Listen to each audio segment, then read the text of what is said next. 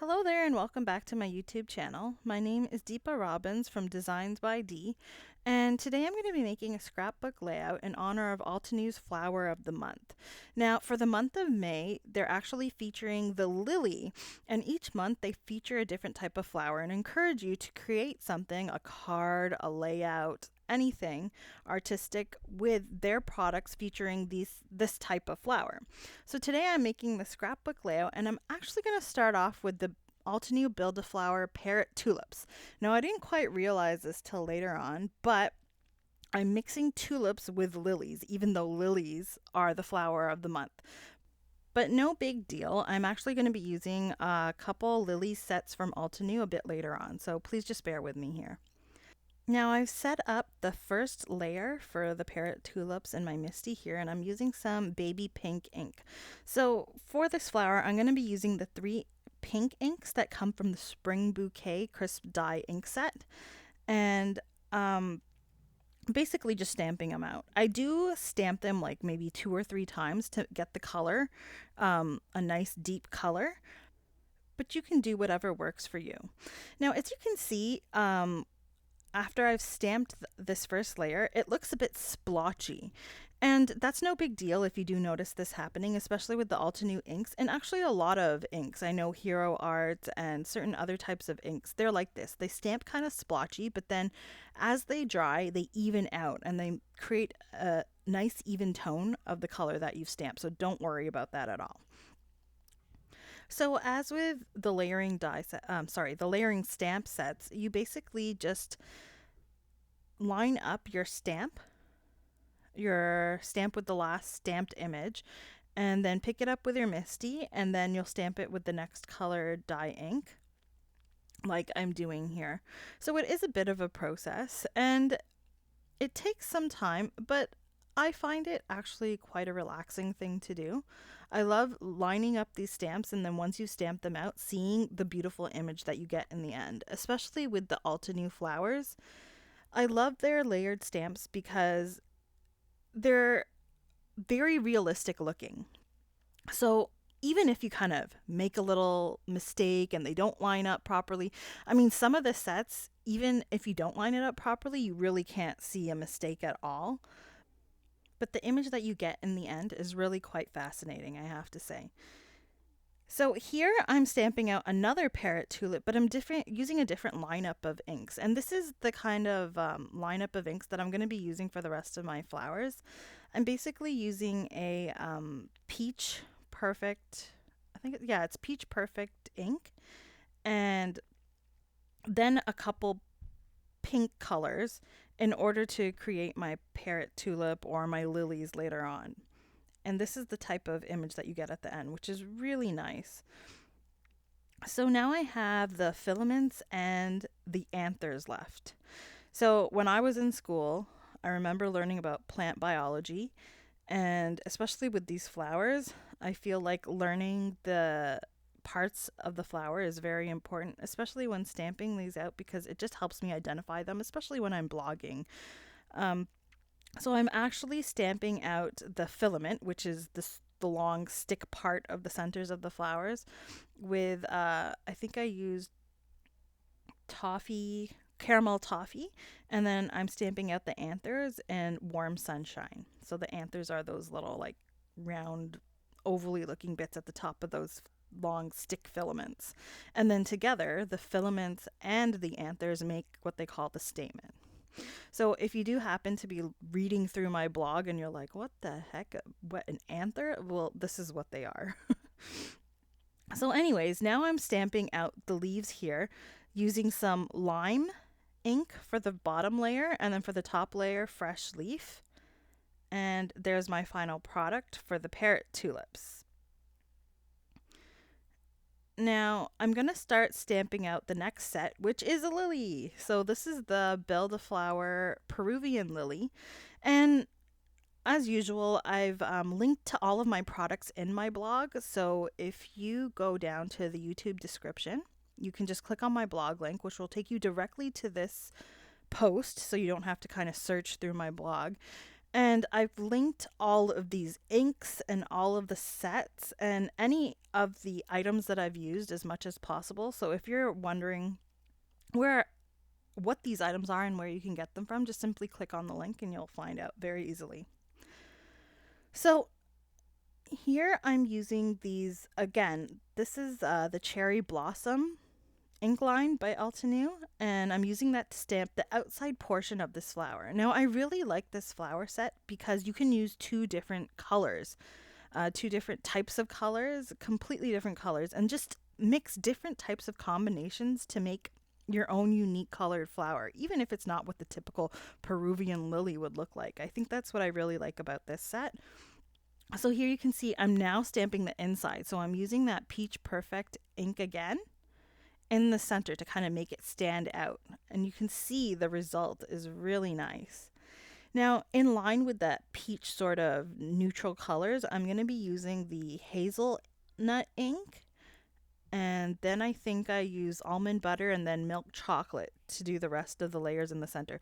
So as you can see, this Build-A-Flower has actually like what? 1, 2, 3, 4, 5, 6, a lot of layers. So that's what I like about Altenew. Even though there's so many layers, you're using two sets of colors and then their lines have different shades of the same color ink. So it's really like you don't have to do that much thinking to get the colors that you need to make this flower work. Now, I did look in the store, the Altenew store, for this set, and I can't seem to find it. And I'm not 100% sure, so don't quote me on this, but I don't think the set is available anymore. I think it's discontinued, but I'm sure you can find it on like a swap and sell Facebook group or page online. So this is my favorite part of the stamp. These little marks, these little kind of tiger marks on the center of the flower. So here are all the different colors of flowers that I stamped out. You can see for the Peruvian lily, I actually used two sets of colors. And if you're wondering what the purple colors are, they're, I think, Lavender Fields, Deep Iris, and Midnight Violet from the purple line of colors. I do have that listed in the writing portion of my blog, so you can just look that up if you're wondering. And now I'm using the corresponding dies. Now that's another thing I like about these Build-A-Flower sets. Dies are always so expensive, and I don't always buy the corresponding dies for my stamps because I'm like, if it's too expensive, I can always just fussy cut, right? But these Build-A-Flower sets come with the dies, so they cost a little more, but not as much as it would cost to buy coordinating dies separately. So I 100% buy all the Build-A-Flower dies, all the Build-A-Flower stamp sets, because I know that I have the dies with them. Now moving on, I'm going to be using this Craft-A-Flower by Altenew, which is another set of flowers or type of flowers that they sell. So this is the Craft-A-Flower. So every month they come up with a group of dies for a flower that you can build. So the other one was stamping and die cutting, and this one is just purely die cutting. So this one is the lily, and I'm actually going to cut it out of some white cardstock first and then color my cardstock. I usually do color my cardstock and then die cut, but then I have to wait for the cardstock to dry, because if you don't, then you might not get a good cut with your die cutting machine. So again, I'm going to use this Peach Perfect to color this cardstock to make the bottom layer, just like I did with those Parrot tulips. So I'm using the same types of colors. I'm using pinks and purples, and I'm specifically using this peach to sort of highlight those pinks and purples. And now the next layer, I'm actually going to use this Die Cuts with a View Textured Brights cardstock stack. And if you look closely, you can see there's actually a texture to it. I think it's just parallel and horizontal and vertical lines. And that's going to be my second layer. My third layer here, I'm going to end up using some Die Cuts with a View cardstock again, but this is going to be the Glitter Brights. So I'm going to use some pink glitter cardstock for this layer. And I'm just going to flip through here and show you the different colors. You can see like they're nice, vibrant, shiny glitter cardstock pages. I definitely recommend getting that paper pad if you can. I think I got it off of Amazon. Anyway, so for my final layer, I'm going to be using this Tim Holtz Jewel Metallics cardstock. And I'm going to be using, again, another pinky purpley type color. And the tiny little part in the center, this little piece is what's going to be used for this cutout. And then the final piece, which would be the anthers. I'm going to be using this glitter silk cardstock. I think it's Dries Coordinations, to cut out those anthers with sorry, not anthers, those stamen with black glitter cardstock. So what's left? The leaves. So again, I'm going to be using that textured die cuts with a view cardstock in green, and again the glitter brights in green for the stem and the second layer of the leaf, like so. And I'll do all my cutting off screen so that you can see here how I assemble it. So I have this Artastic permanent dry adhesive. I've shown it in a couple of my past videos. And this is really cool. Like I'm showing you, you just put all your pieces that you have to adhere onto this sticky paper. And when you close the paper and kind of press down, put some pressure on it, burnish it a little, it picks up the dry sticky adhesive on the back of these pieces of cardstock. So as you can see here, I'm going to pull it off. It's stuck, right? So I pull it off and you can see that those little dots or squares of sticky adhesive on the back. This works perfectly for die cuts, especially when you don't want to get your hands all sticky from it afterwards. So an important point to note, you can see here, kind of messed it up a little, but I easily fixed it. You have to burnish it down with a bone folder or something to actually set it in place. Otherwise, you can still remove it and adhere it again. So it is a bit forgiving in that if you put it on a little wrong, you can peel it off and stick it back on. And then when you burnish it down, that's it. It's good to go. It's set on there.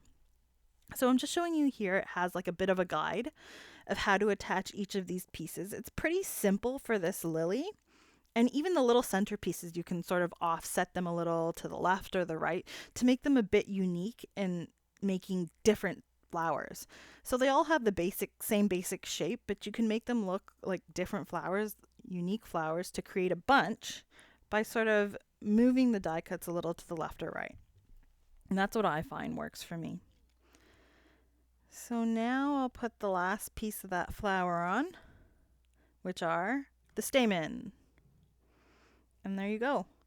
That's how that looks. It's so beautiful. And there's another one that I made. Here's how I assembled the leaves. So you just kind of press it down there. And again, even with the leaves, you can sort of move the little pieces around. Sort of experiment with it so that you're creating two different types of leaves or making them look just a little different. So it's not, all the same image that you have. Even the way that you place the flowers on your layout, you place one diagonally one way or one diagonally another. It makes them look different. So now I'm going to move on. I'm using the Spellbinders Spring Flowers Card Creator dies. And it has this sentiment, spring has sprung. So I'm really just using the sentiment from this die set with some blue or dark blue cardstock here. And I'm going to cut this out on screen with my little Sizzix die cutting machine here. I knew Altenew also has their own, and I would have got it. I was looking into getting it, but shipping to Canada with the weight of the products and so on and so forth, I felt it was easier to get this off of Amazon, because for me, Amazon shipping is free. So anyways, if you were looking into it, Altenew does have their own die cutting machine as well, a small little mini one like this. So again, I'm going to use this dry adhesive. And again, this makes it super easy for sentiments. I'm one of those people who completely forget to put the, double-sided adhesive on the back of my cardstock before I cut out my sentiments so that I can just easily adhere them together. So this is another alternative that you can use.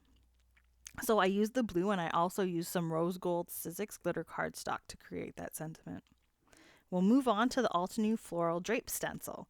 So this is a great stencil to use as a background.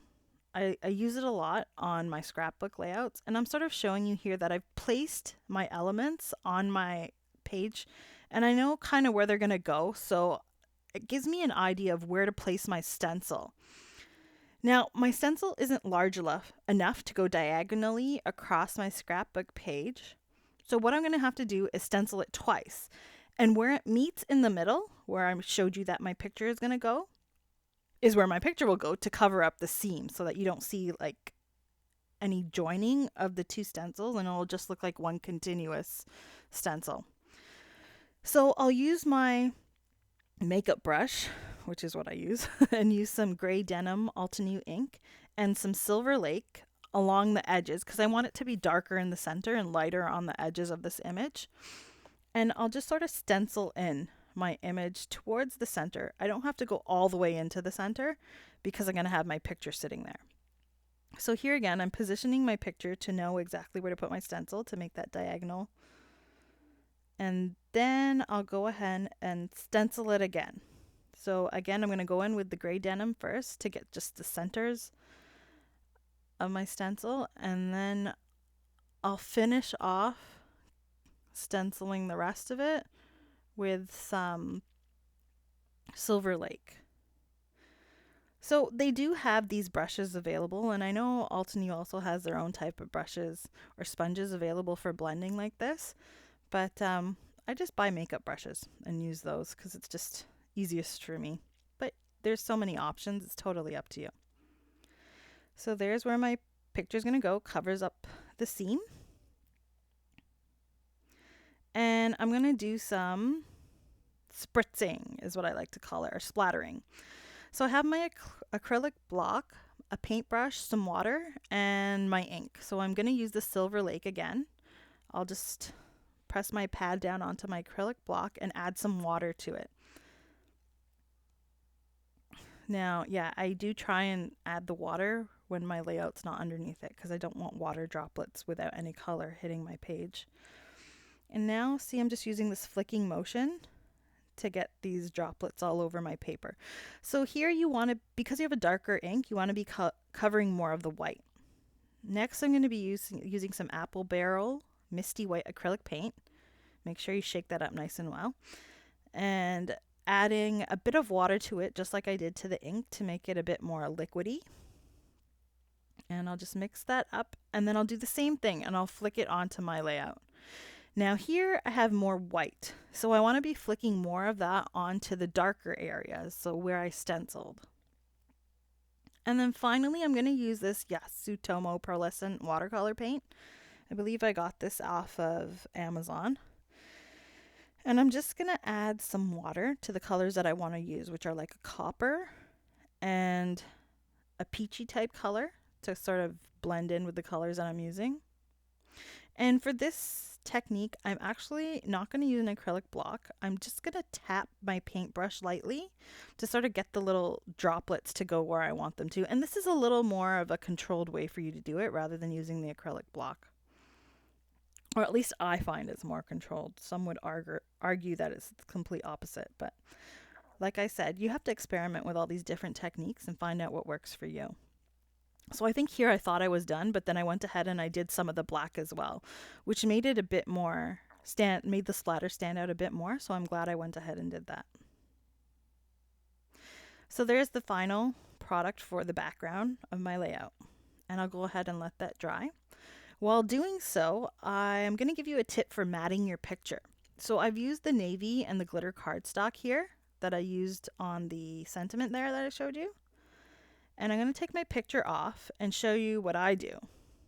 I don't want to waste all that glitter cardstock, so I actually cut a bit out of the center here, and I keep that to use later on. Why waste it, right? It's only going to be covered up by the picture. Same thing with this blue cardstock, this navy blue. So now I'm essentially creating like a frame, and then my picture is going to just sit on top of it. So it looks exactly the same as it would have if those pieces had been added to it, but why waste it? Keep it for later, right? Now finally, the layout assembly. So the first thing I'll do is I'll adhere my picture using some Tombow Mono glue tape to the back of this picture. And I had kind of marked where I wanted it, so I'm just erasing the little pencil marks there. And the fun part, you have all your little elements created, so all you have to do is kind of attach them where you'd want them to go. So like I showed you on my phone earlier, I had kind of in my mind figured out where I wanted all these little pieces to go. So I've got, you can't see it on the screen, I've got my phone there with the layout that I had, and I'm just kind of following it, copying it, and placing my images on my layout like so. For this, I'm using some Simon Says Stamp Craft Tacky Glue because I find, for me, it's on my table, it works very well, and because it's a liquid glue, it's forgiving. Then I think I went back to the tape runner here. It's totally up to you. What makes you, and then I went back to the glue again. See, I don't know. I don't know why I did that, but for some reason I thought it worked better that way. So anyways, now I'm placing the Peruvian lilies on and placing my little leaves behind them. And then I'll move on to attaching these beautiful Craft a Flower lilies. These I think are my favorite. I love all the Craft a Flower flowers. Unfortunately, I just subscribed to it, so I missed out on all the past ones, but I definitely look forward to getting the new ones. Especially, I think the one for this month is the Buttercup. I can't wait to get that in the mail. So here you can see I'm literally just moving my flowers to the left, to the right, sort of angling them differently, and this makes each flower look different rather than just having the same flower repetitively there on your page. And I decided to group them together just to sort of, I don't know, I found that that's what looked best. I did try and arrange them and intermingle the different flowers, but it didn't look good to me. So now I'll add my sentiment, and as you can see, I just put my acrylic block on there to just hold it down. And I'm going to move on to the Altenew Adore You set. This is a stamp set. It's kind of old, but it has this sentiment here, every time I see you, I smile. And then the Altenew Summer Swirls set. This is a smaller set, and it has, and so the adventure begins, which I thought were appropriate sentiments to add on to this layout, because it is a picture of my daughters outside in the backyard enjoying the sun as spring has just sprung. Anyways, so I'll go ahead and I'm going to heat emboss these with some Versamark ink and some Simon Says Stamp white fine detailed opaque embossing powder. So I'll just stamp that there onto a scrap piece of cardstock. So here's where you get to go into your stash and use all your extra little pieces of cardstock. Sorry, my head getting there in the way. And I'll go on and add my embossing powder. Now I forgot to mention I did use the anti-static tool in the beginning there, which helps a bunch, especially with a fine powder like this one. And I'll heat up my heat gun and go ahead and melt that powder to the paper. Now I always say this every time I do heat embossing. This is the best part. I love seeing the powder actually melt and liquefy and form to the paper. It's super fun. If you don't do heat embossing, I suggest you go ahead and try it because it's just one of the funnest things ever. Okay, so once that's done, what I'm going to do is go ahead and cut it to size using my Tim Holtz guillotine cutter. I find this works the best for these small strip sentiments because it creates such a sharp cut and it's very easy to line it up on here. So here are my two sentiments, and I'm actually going to add these sentiment strips to my layout using some small foam squares. And I'll just kind of add one sentiment above the picture up there and a little one down here. And you can see it just kind of makes the picture kind of stand out a bit more. I really like this little added touch. And last but not least, my favorite, embellishments. So these are Sizzix Making Essentials Bluebell and Rose Gold sequins and beads. And I'm just going to be using the sequins here. So it has these nice huge sequins and then these tiny little ones that you can add on.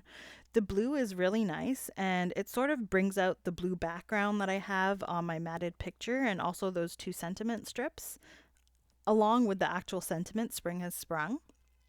And then the rose gold sequins are very cool because they have like a gold shine to them and then they also shine like a pinkish rosy color, which is really cool. So I just went ahead and put that all over my layout there. You can see the final product here. And there you have it. There's my scrapbook layout for the Altenew Flower of the Month social media challenge. So all you have to do is create your own creation using the flower of the month, the lilies, using some Altenew products. They don't have to be all Altenew products. And then you post it on social media, Facebook, Instagram, whatever you have, hashtag it Altenew Flower of the Month, and you're entered into a draw to win one of 3 $30 gift certificates to the Altenew shop. If you want to see some more details, you can go ahead and click the link that's on this post in my blog. There's a link to my blog underneath this video. And also, if you liked my video, go ahead and press the like button. Maybe you want to subscribe and hit the bell to get a notification for any new videos that I may post. If not, go ahead and read my blog. There's a ton of other ideas there. And I've also got a couple videos that I made previously that you might want to take a look at. Other than that, I hope you have a great day. Maybe participate in that challenge, and I'll see you next time. Thanks. Bye.